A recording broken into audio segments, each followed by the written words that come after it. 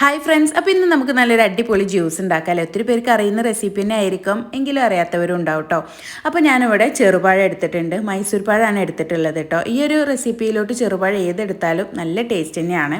അതിൻ്റെ കൂടെ തന്നെ 1/4 ടീസ്പൂൺ വാനില എസൻസ് കൂടെ ചേർത്ത് കൊടുക്കുന്നുണ്ട്, പിന്നെ കുറച്ച് ഐസ് ക്യൂബ്സും. അപ്പോൾ പാല് കട്ടായിട്ടാണ് ഉപയോഗിക്കുന്നത് വെച്ചെങ്കിൽ ഐസ് ക്യൂബ്സിൻ്റെ ആവശ്യം അവിടെ ഇല്ല കേട്ടോ. ഇനി ഇതിലോട്ട് 3 ടേബിൾ സ്പൂൺ നിറയെ പഞ്ചസാര ഇട്ട് കൊടുക്കുന്നുണ്ട്, പിന്നെ വളരെ കുറച്ച് പാല് കേട്ടോ.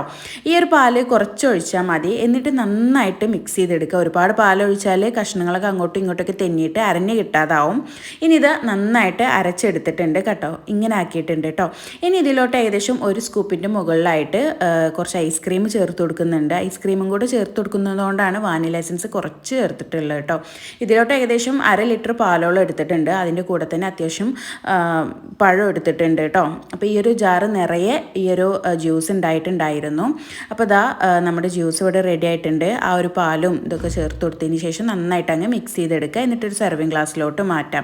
ഇനി കുട്ടികൾക്ക് വേണമെന്നുണ്ടെങ്കിൽ കുറച്ച് ഐസ്ക്രീമും അതിൻ്റെ മുകളിൽ കുറച്ച് ഷുഗർ ബാൾസോ അല്ലെങ്കിൽ എന്തെങ്കിലുമൊക്കെ കയ്യിൽ ഡെക്കറേറ്റ് ചെയ്യാനുണ്ടെങ്കിൽ അതൊക്കെ ചെയ്തെടുക്കാം കേട്ടോ. അപ്പോൾ ഞാൻ ഇവിടെ കുറച്ച് ബൂസ്റ്റിൻ്റെ പൗഡറാണ് ചേർത്ത് കൊടുക്കുന്നത്. ബൂസ്റ്റിൻ്റെ പൗഡർ ജ്യൂസിൽ ചേർത്താലും നല്ല ടേസ്റ്റാണ് കേട്ടോ. പക്ഷേ ഞാൻ അവിടെ സിമ്പിളായിട്ടുള്ളൊരു റെസിപ്പിയാണ് ഉദ്ദേശിച്ചിട്ടുണ്ടായിരുന്നത് കേട്ടോ. അപ്പോൾ അതാ നമ്മുടെ ഒരു അടിപൊളിയായിട്ടുള്ളൊരു ബനാന ജ്യൂസ് ഇവിടെ റെഡി ആയിട്ടുണ്ട്. ട്രൈ ചെയ്ത് നോക്കാത്തവരുണ്ടെങ്കിൽ ഒന്ന് ട്രൈ ചെയ്ത് നോക്കിയിട്ട് ഫീഡ്ബാക്ക് അറിയിക്കുക കേട്ടോ. നല്ല അടിപൊളി ടേസ്റ്റാണ്. നമ്മൾ ഐസ്ക്രീമും കാര്യങ്ങളൊക്കെ ചേർത്ത് കൊടുത്തത് കൊണ്ട് തന്നെ നട്ട്സോ മറ്റുള്ള കാര്യങ്ങളൊന്നും ചേർക്കാതെ സിമ്പിളായിട്ടാണ് ഉണ്ടാക്കിയിട്ടുള്ളത് കേട്ടോ. അപ്പോൾ ശരി, താങ്ക്